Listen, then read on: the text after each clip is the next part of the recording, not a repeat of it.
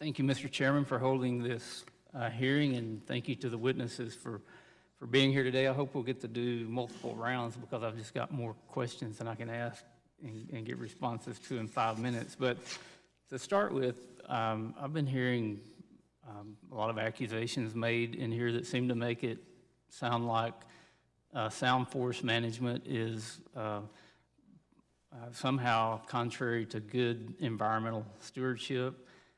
There's been talk about the Paris Agreement. I keep hearing that the increase in forest fires is caused by climate change. But I think we can all agree that forests do sequester carbon. And I've actually got an interesting paper here that I would like to submit to the record. This is a paper by Chad Oliver and Nadell Nassar from Yale, and Bruce Lipke and James MacArthur from the University of Washington.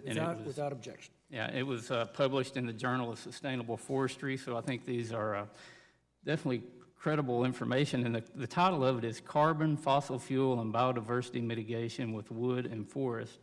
And although I'd like to go through this whole paper, I don't have time, but I'll share this one line. It says in the summary, more carbon, more CO2 can be sequestered synergistically in the products or wood, energy, and landscape together than in the unharvested landscape.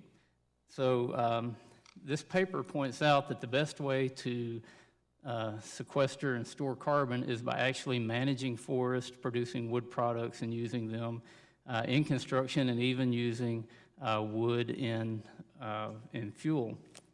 So I would like to submit this to the record, and also talk about the amount of forest fires and forest management. A few weeks ago, Steve Brink from the California Forestry Association testified, and he made kind of an alarming statement. He said there's more timber dying in California than there is growing. It's a negative drain. And I thought that was pretty alarming. And then today, Mr. Laverty testified that's happening in Colorado as well.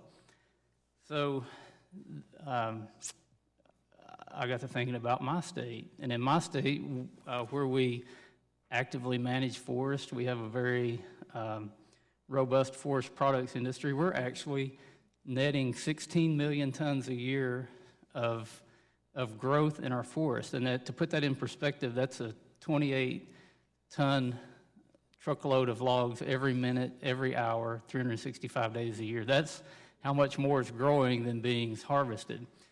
And I assume if climate's changing, it's changing in Arkansas as well as other places. So I did a little research and found out that the number of forest fires in Arkansas has actually decreased over the past 20 years. It's either held level or slightly decreased as our management has continued to increase. So apparently the climate change isn't affecting forest fires in my state. You would think even though it's a more moderate or temperate climate, if climate change was causing more fires, we would see a lot more of them than what's in the baseline. So Mr. Laverty, I would ask if you would just to elaborate on that a little bit more. I know you have a background in forestry, about how sound forest management actually is good for the environment. Well, thank you, Congressman.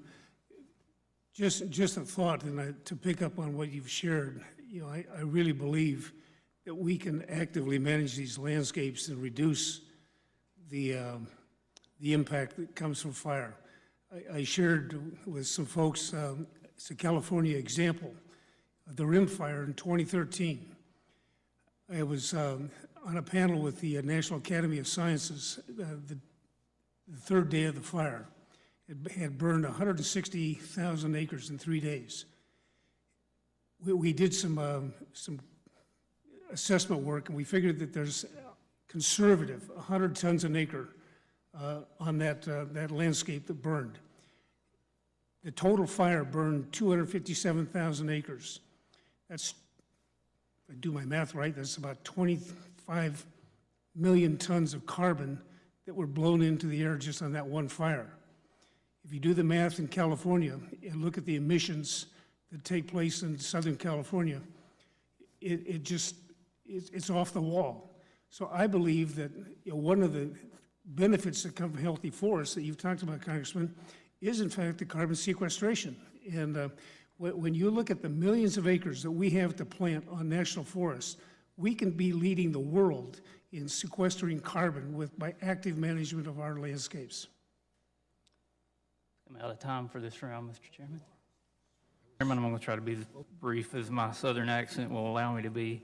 I recently read an interesting article it was an interview of Mark Tursick, who is he runs the Nature Conservancy, which has been called the world's largest environmental organization. It was a very interesting interview about work they're doing to help with the environment. And it says, as the joint research team reported in the 2014 peer-reviewed journal Proceedings of the National Academy of Sciences, restoring about 1,000 acres of forest in the Houston area would remove an estimated 300 tons of ozone, meeting the emissions reductions requirements. It goes on, and Mr. Tursick is quoted as saying, with this strategy, you would save money, benefit biodiversity, sequester carbon, and provide recreational opportunities. Tursick says it would be a win-win-win-win.